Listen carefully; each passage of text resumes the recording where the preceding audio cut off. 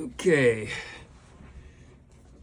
been promising this for a while. This is a little video demonstration to tie the Dirty Sharry. It's a bonefish fly, mostly permit, and been crushing them really all around the world. So we're gonna tie one up.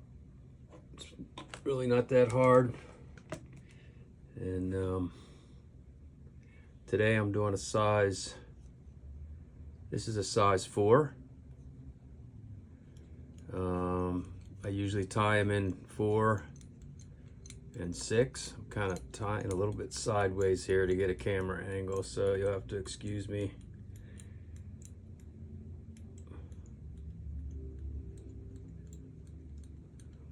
Whatever kind of thread you prefer to do on a smaller saltwater fly like this. This is 210. It might be a little heavy, but it works fine. So we're gonna go about a third of the way down the shaft from the eye. Just put a little bump there.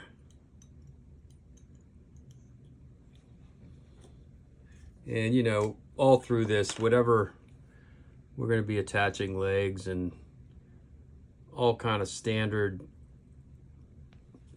types of tying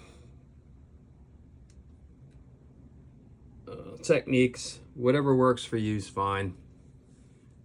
I tend to be a little unconventional. I'm just kind of basically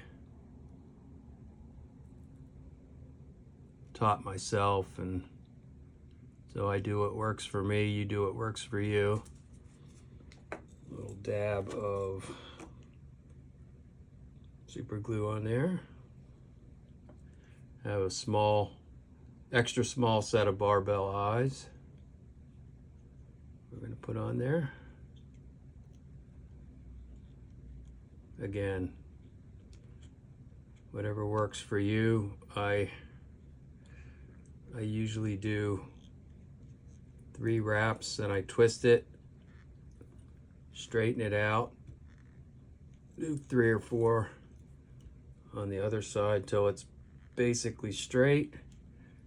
Then I'll helicopter underneath, a couple of figure 8s, mostly some wraps right behind the eyes.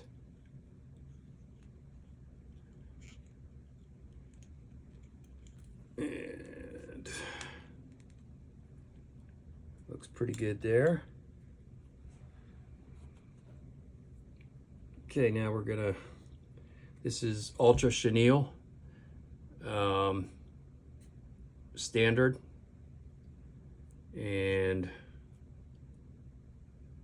you know, you'll see proportionally, this is probably 1 1/4 inches. I like to burn the end here. Makes it a little more durable. Actually, I think it looks a little better as well. Just lay that right on top of the shank there.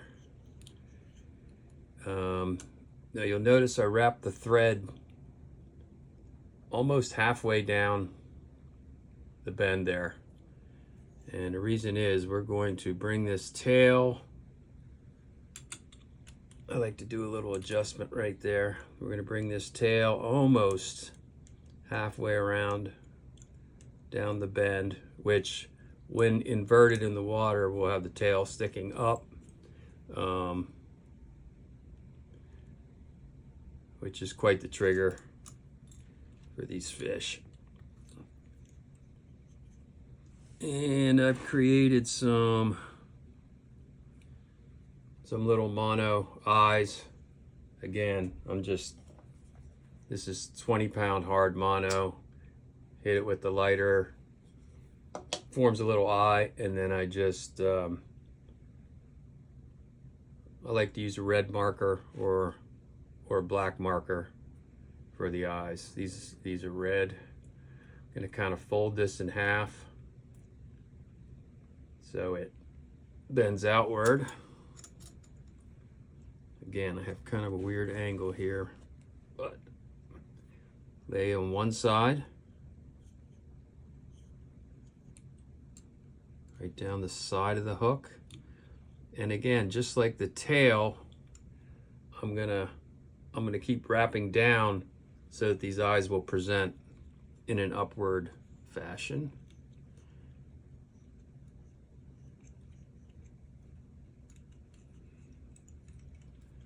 Okay, there's one. Grab another one.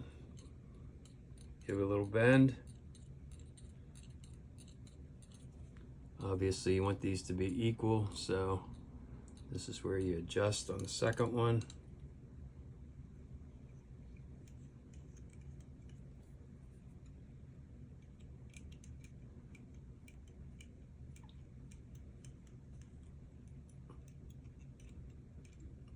Okay, get that nice and even. There we go. All right, now we're going to get a little EP fibers. Not even sure what color these are. This is the EP 3D Sculptify. This is actually Pinfish is the color of this, but I tied these in tan and pink. I don't think the color is super critical. Just kind of keep it sort of natural. I'm gonna kind of pull this out to taper it, lay it on top of the hook, loose wrap there. You don't want to make it too big. I mean, usually the shrimp on the flats are fairly small. You know, all fish enjoy a little meal. A lot of times smaller is the ticket if they're being a little bit picky. Bend this back.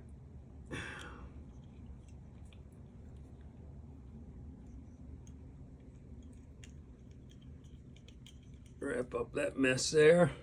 And I like to just trim this out, kind of flatten it out. Get one of my markers here. Just gonna hold it tight. Just kind of give it bar marks down the side there. I know you can't see this, but it's pretty basic.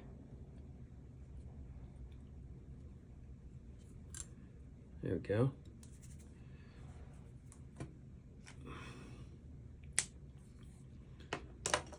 All right, now I'm going to tie in some of these micro legs. Brown or tan, even olive I use sometimes. And again, attach these any way you like.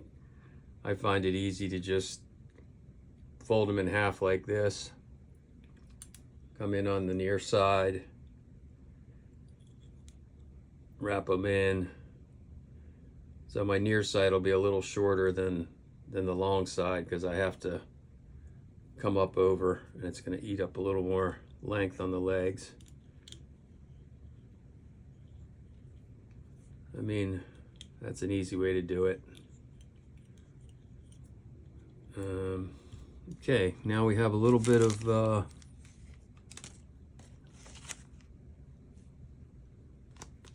dubbing.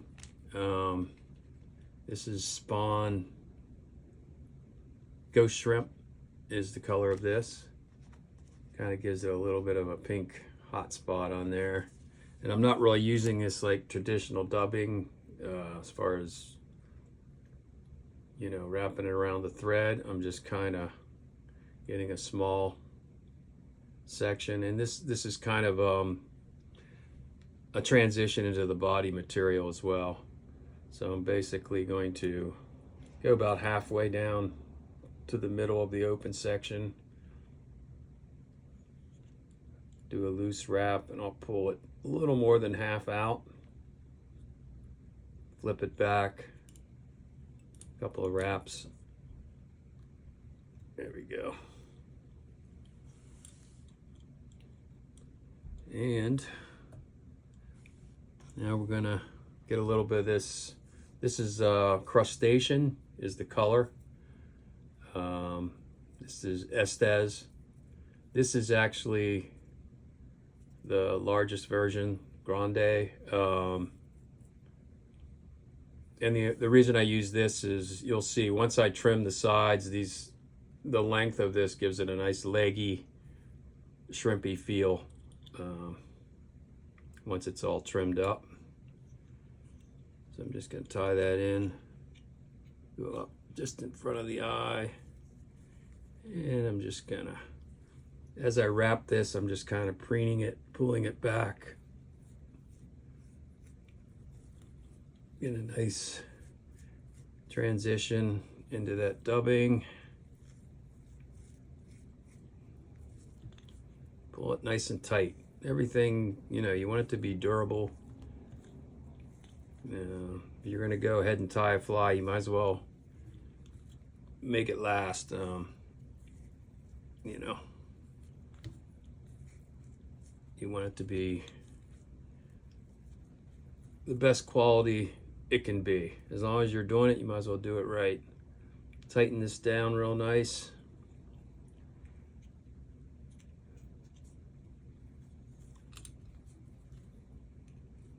I'm going to tie that, lock that in there. Up around the front of the eyes, about halfway back, and stop.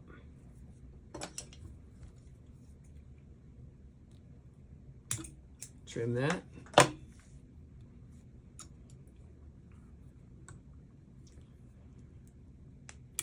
Now I'm going to make this weedless just for,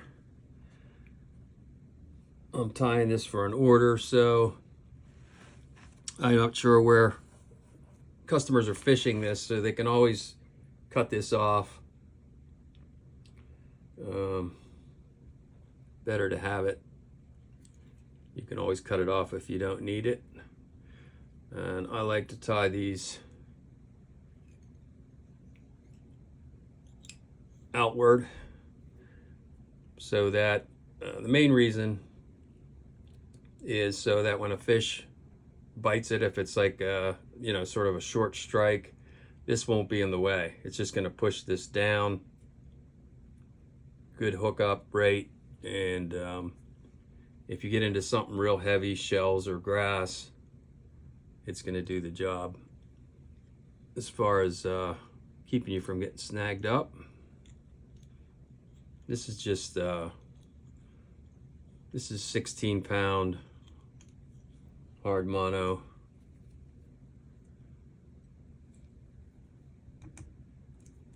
And again, whatever way you like to tie in your mono to make it weedless, go for it.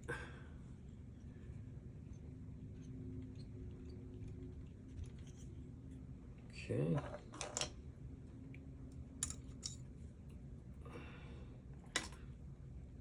You don't want these to be any longer than they have to be, so just kind of fold it back and then come in here and trim it accordingly.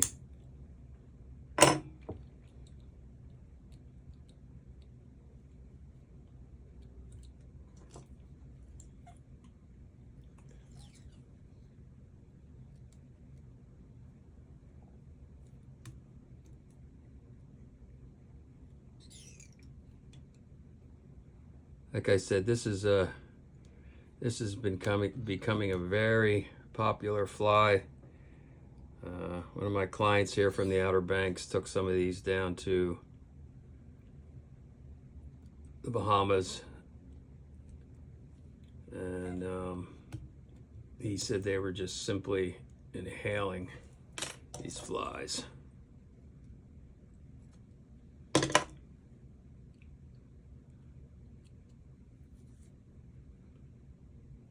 And we got a little bit of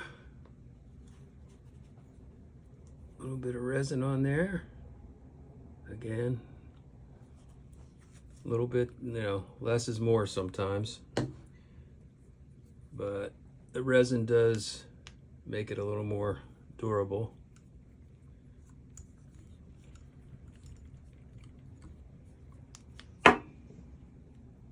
Okay. You're gonna pull your eyes out to the side like this. Now I'm gonna pull the Estes up like that, hold it like that. Then I'm gonna come in and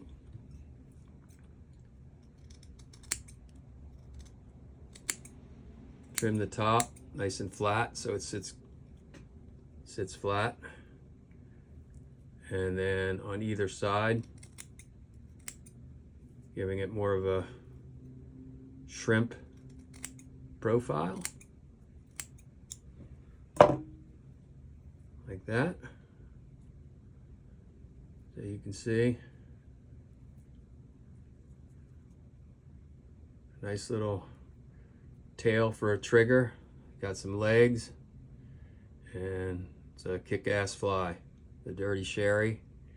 I'll put a list of the materials, but you can see basically what it looks like. If you want to substitute materials, go for it. Good luck out there, and shout out to Mark Nutting from Loco Fly Charters, teaching me that this weedless mono setup. I've been doing it for redfish flies, and been working like a charm. Thanks, guys.